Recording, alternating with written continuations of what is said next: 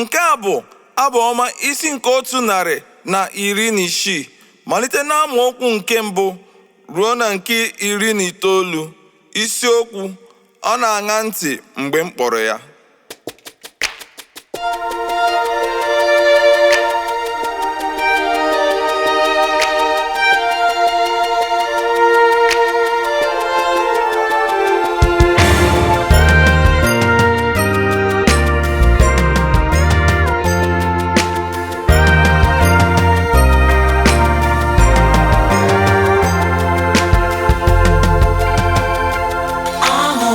Jehova n'anya n'ihi nọ na n'olu gwarịrị amara m niile, n'ihi na ọ tọwo ntị ya n'ala n'ebe m nọ.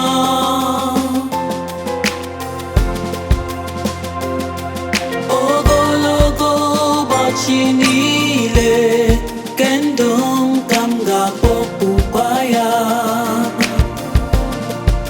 Ụtọ niile nke ọnwụ gbara m gburugburu, ebe niile dị mkpa nke ala mmụọ chọtara m.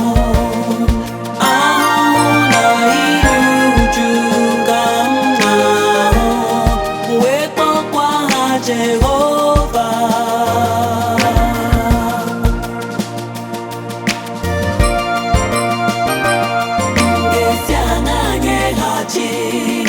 Jehova mesoma ya niile o mesoro m, iko nke nzọpụta niile ka m ga-ebuli, ọgbụgba agha Jehova ka m ga-akpọku.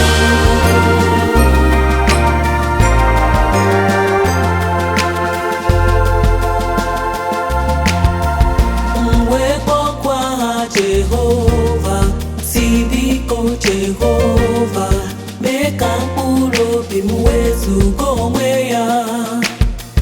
Onye amara na onye ezi omume ka Jehova bụ.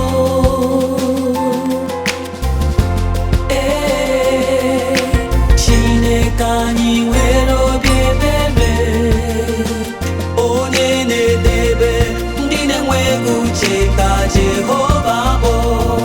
Enweghị m ike, o wee nye m nzọpụta, mkpụrụ obi m laghachi n'ebe izu ike gị, n'ihi na Jehova emesowo gị nke ọma, n'ihi na ị napụtawo mkpụrụ obi m n'ọnwụ.